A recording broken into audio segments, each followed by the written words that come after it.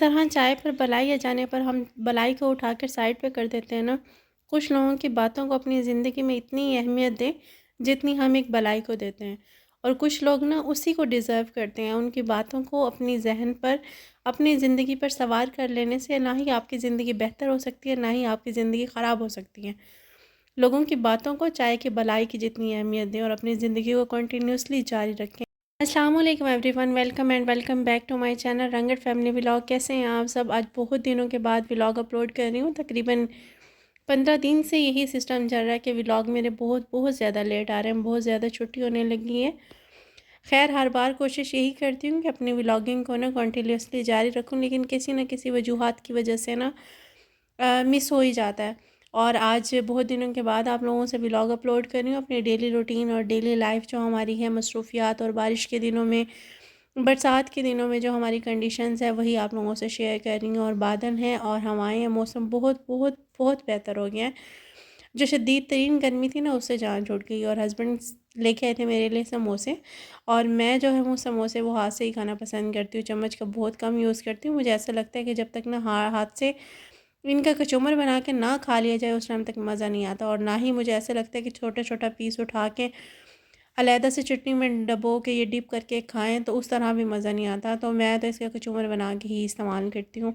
आप लोग कैसे खाते हैं तो मुझे ज़रूर शेयर करिएगा कमेंट बॉक्स में। कुछ आदतें ऐसी होती हैं जिसको हम कभी भी चेंज नहीं कर सकते, चाहे वो हमारे पहनने का स्टाइल हो, हमारे खाने पीने का स्टाइल हो, हमारे बात करने का हो, या फिर जो भी हो। कुछ चीज़ें ना हमारे अंदर ना माहौल भी चेंज नहीं कर सकते हैं, वो आदतें ना हमारे अंदर मौजूद होती है। खैर, बारिश बहुत बहुत ज़्यादा तेज़ आई थी और बारिश की वजह से हमारा सारा बरामदे में पानी आ जाता है।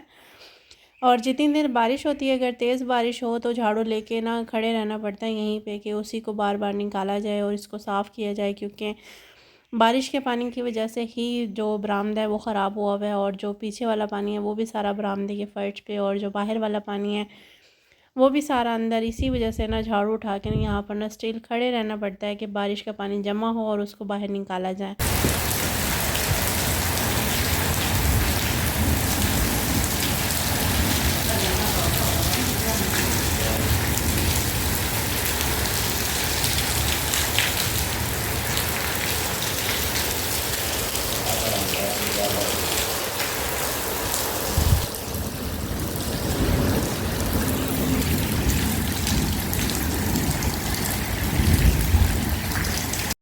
बारिश के बाद हब्स यहाँ पे वही कंडीशन थी कि सांस लेना भी मुहाल हुआ हुआ था। हवा बिल्कुल बंद थी, बारिश इतनी ज़्यादा तेज़ हुई थी और गर्मी इतनी इतनी कोई शदीद थी, महसूस ही नहीं हो रहा था कि अभी थोड़ी देर पहले हवाएं चल रही थी या फिर थोड़ी देर पहले ना बारिश भी आई थी। और आजकल तिल की फसल है, उसकी कटाई हुई हुई है। कटाई के बाद उसको इकट्ठा करके खड़ा किया जाता है ताकि बाद में इसको सुखा के और फिर बाद में तिल जो है वो निकाला जाए। बारिश की वजह से ना तिलों का जो हाल है वो बहुत बहुत ज़्यादा बुरा है। बारिशों ने अब की बार जिन जिन के तिल की फसल थी ना, उनका तो बेड़ा गर्क किया हुआ है। जो तिल है वो बहुत ज़्यादा ख़राब हो गए हैं, बहुत ज़्यादा पतले भी हैं और छोटे भी हैं। जैसे ही थोड़े खुश्क होते हैं फिर दोबारा से बारिश आ जाती है और इनको दोबारा दोबारा एक जगह से दूसरी जगह शिफ्ट करना और दोबारा दोबारा से सुखाना तिल की फसल के लिए बहुत बहुत ज़्यादा नुकसानदेह है। और जिन्होंने तिल काश्त किए थे अब की बार किसानों ने, उनका तो बड़ा बुरा हाल है। मौसम चाहे जैसा भी हो, जो ये वाला जानवरों वाला काम है ना, इसमें छुट्टी कभी भी नहीं मिलती जिस तरह हाउस वाइफ को छुट्टी नहीं मिलती है। अक्सर एक मैं टिकटॉक पे ना वीडियो देख रही थी, वहाँ पर ना यही बोल रहे थे कि जो जानवर है वो कभी भी हमें छुट्टी नहीं देते। ये नहीं बोलते भाई साहब आज आप कटिंग ना करें, हम ऐसे ही गुजारा कर लेंगे, आज आप छुट्टी कर लें। हमारे जानवर ऐसा बोलते ही नहीं है। हाँ, जैसे चाहे चाहे जैसा मौसम हो, गर्मी हो, बारिश हो या फिर सर्दी हो, हमें हर हालत में ना जानवरों के लिए घास कटिंग करके लाना होता है। इवन कि मैंने वहाँ टिकटॉक पे देखा है कि तकरीबन ना घुटनों से ऊपर तक या फिर ना हाफ बॉडी तक भी पानी भरा हुआ है जब वो फसल नहीं, सॉरी, घास कटिंग कर रहे होते हैं। यहाँ पे बहुत बहुत ज़्यादा खूबसूरत सीन था बारिश के बाद। इसको मैंने कैप्चर किया। कैप्चर करने के बाद ना मेरा फुल माइंड है कि मैं इसको थंबनेल पे यूज़ करूँ। इतना प्यारा ये यहाँ से क्लिप लग रहा था। वीडियो भी बनाई और फिर तकरीबन 1 डेढ़ घंटा हब्स होने के बाद हवाएं चलना स्टार्ट हुई। फिर उसके बाद दोबारा से बारिश आना स्टार्ट हो गई थी। और यहाँ पर जो है वो ससुर दूध निकाल रहे थे। बारिश के बाद सारे के सारे अपने अपने कामों में लगे हुए थे। साथ में मैंने खाना बनाना चढ़ाया हुआ था और साथ में मैं बाहर आकर ना आग जला के ना वीडियो क्लिप शूट कर रही थी। और बारिश इतनी आई थी कि पीछे वाली जो ज़मीन है इसके अंदर फुल सारा पानी भरा हुआ था। यहाँ पे घरों का जितना भी पानी था वो सारा ज़मीन वाली साइड पे था। तो वो जो ज़मीन थी वो अच्छी खासी नज़र ही नहीं आ रही थी, ऊपर तक पानी फिलअप हुआ हुआ था।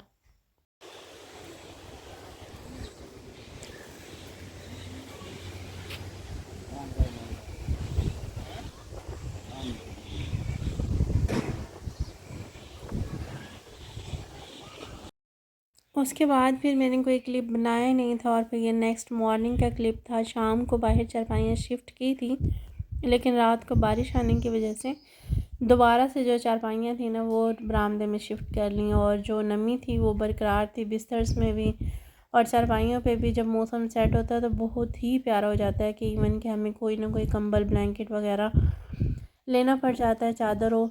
लेकिन अगर गर्मी हो तो इतनी गर्मी होती है कि हब्स की वजह से सांस लेना ही मुश्किल हो जाता है। सुबह की नमाज़ अदा करने के बाद रूम में आई ताकि तिलावत कर सकूँ, और तिलावत के लिए कुरान पाक को खोला और थोड़ी देर तिलावत की। और फिर उसके बाद घर के बाकी के काम उसी तरीके से चलते रहे।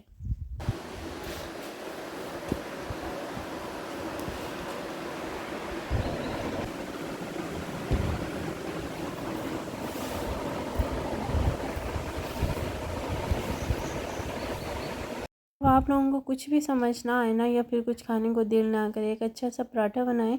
पराठा बनाने के बाद उसको चाय में डिप कर करके ना बिस्किट की तरह खाएं, मज़ा ही आ जाना। इतने कोई मज़े का टेस्टी पराठा बनता है। और मेरी तो यही कंडीशन है कि मैंने चाय बना के पहले रखनी होती है आंच पर, ताकि वो भी गर्म रहे और मुझे दोबारा से गर्म ना करनी पड़े। और उसके बाद मैं बनाती हूँ पराठा, और उसको ना फिर बिस्किट की तरह ना मैं चाय में डिप कर करके खा रही होती हूँ। आजकल ये मेरा फेवरेट नाश्ता हुआ है। जिस दिन मेरा मूड नहीं होता ना उसी दिन मैंने ये काम करना होता है।